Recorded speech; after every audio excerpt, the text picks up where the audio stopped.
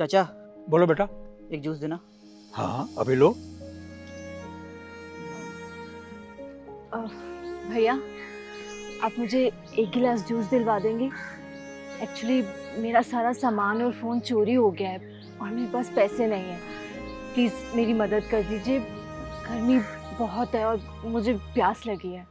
Oh wow, तुम्हारे पैसे भी खो गए, फ़ोन भी चोरी हो गया है ना? तो यहाँ क्या करने आई हो? पुलिस स्टेशन जाओ ना। भैया मेरे साथ ये अभी अभी हुआ है। प्लीज़ आप मुझे एक गिलास जूस दिलवा दीजिए, मुझे प्यास लगी है भैया। प्यासी हो? मुझे लगता है जूस से ज़्यादा ना तुम्हें एक्टिंग क्लास की नीड है। अरे भैया मैं सच में मुसीबत में हूँ। अच्छा ठीक है, आपको मेरी बात पे विश्वास नहीं है ना? आप मुझे अपना फ़ोन नंबर दे दीजिए, मैं बाद में आपको ऑनलाइन ट्रांसफ़र कर दूँगी। देखो, ना मुझे कोई नंबर देना, ना मुझे कोई जूस पिलाना।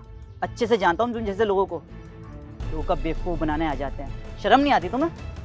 भैया मैं झूठ नहीं बोल रही हूँ। झूठ बोलने पे तो तुम मास्टर हो, समझी? मेरा बेवकूफ़ मत बनाओ। तुम जैसे बहुत देखे मैंने, जेब भरने आ जाते हो। भैया मैं आपको बेवकूफ़ नहीं बना रही हूँ, मैं तो सिर्फ क्या सिर्फ? पैसे मांगोगी? तुम जैसे फ्रॉड ना मैं डेली देखता हूँ। जल्दी हेल्प। भैया आप इतने बुरे तरीके से क्यों बात कर रहे हैं? मैं तो सिर्फ आपसे एक ग्लास जूस मांग रही हूँ। बुरा? मैं बुरा हूँ? तुम जैसे ठग और बेवकूफ़ लोगों के साथ ना बुरा ही होना चाहिए। नफरत के लायक हो तुम जैसे लोग, दूसरे की कमाई पर जीते हो। भैया आप मेरी बात का क्यों विश्वास नहीं कर रहे हैं? क्योंकि तुम्हारी बातों में ना कोई सेंस नहीं है। तुम ये बोल रहे हो मेरे पैसे चोरी हो गए, फिर मुझसे पैसे लोगे, फिर यहाँ से गायब हो जाओगे। बेवकूफ़ दिख रहा हूँ क्या मैं? चाचा इसे कोई जूस वूस मत देना, ठग हैं ये सारे। नहीं नहीं बेटा, ऐसा मत बोलो बेटा।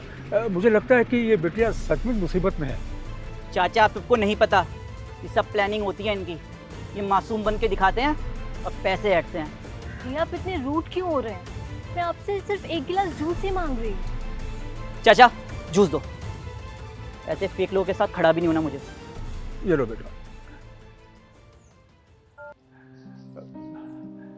रुको बेटा, मैं तुम्हारे लिए जूस बनाता हूँ, पीकर जाना। अरे पर अंकल आप क्यों मेरी मदद करना चाहते हैं? बेटा मैं तो ऊपर वाले का भक्त हूँ, ना जाने वो किस रूप में और कब हमारा इम्तिहान लेने के लिए आ जाए। अंकल ऐसे आप कितने लोगों की मदद कर देते होंगे दिन में?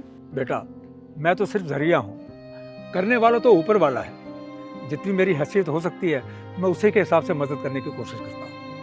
अंकल आपको देख के लगता है कि आप भगवान में बहुत विश्वास रखते हैं। तो आपसे एक बात पूछूं? पूछो बेटा। अगर अभी भगवान आपके सामने आ जाए और आपसे कोई एक विश मांगे तो आप क्या मांगेंगे उनसे? बेटा मेरी तो सिर्फ एक ही इच्छा है। दरअसल बेटा मेरी एक बेटिया है और मैं चाहता हूँ कि मैं उसको इतना पढ़ाऊँ लिखाऊँ, इतना पढ़ाऊँ लिखाऊँ कि वो एक बहुत बड़ी अफसर बन जाए, आईएएस अफसर बन जाए। बस बेटा मेरा तो बस यही एक सपना है। ये तो बहुत अच्छी बात है अंकल। ये लो बेटा जूस पियो। शुक्रिया अंकल।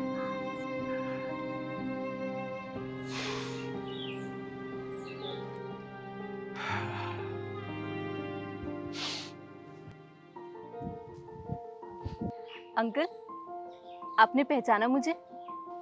हाँ बेटा पहचान लिया मैंने। तुम वही लड़की हो ना जो कल पर बेटा आज तो। हाँ अंकल, अंकल मैं एनजीओ सर्व हिंदू जागृति फाउंडेशन से। एक्चुअली अंकल मैं कल ये देखना चाहती थी कि आजकल कितने ऐसे लोग हैं जो भगवान पर विश्वास रखते हैं और निस्वार्थ होकर ज़रूरतमंद लोगों की मदद करते हैं। और आपसे मिलकर मुझे बहुत अच्छा लगा अंकल। आप रोज़ किसी ना किसी ज़रूरतमंद लोगों की मदद करते हैं। इस चक्कर में आपका कितना नुकसान हो जाता होगा, फिर भी आपने लोगों की मदद करना बंद नहीं किया। और दूसरी तरफ ऐसे कितने लोग हैं जिसे भगवान ने सब कुछ दिया है पर फिर भी वो लोगों की मदद नहीं करते। इसलिए अंकल मैं आपको ये पैसे देना चाहती हूँ, प्लीज इसे रख लीजिए। बेटा पर वो जूस के तो सिर्फ 50 रुपए थे बेटा। अरे अंकल ये जूस के पैसे नहीं है, ये पैसे तो मैं आपकी सच्चाई, आपकी ईमानदारी के लिए आपको देना चाहती हूँ, जो कल आपने मेरे लिए मदद की थी। प्लीज इसे रख लीजिए, मना मत कीजिए। और अंकल, आपकी बेटी की पढ़ाई का खर्चा भी हमारी एनजीओ ही उठाएगी, उसकी भी टेंशन लेने की आपको कोई जरूरत नहीं। बेटा, सच में तुम भगवान का रूप लेकर आई हो मेरी मदद करने के लिए। बेटा, मैं तुम्हारा किस प्रकार शुक्रिया अदा करूं। जीती रहो बेटा, ईश्वर तुम्हें सुखी रखे। मैं चलती हूँ।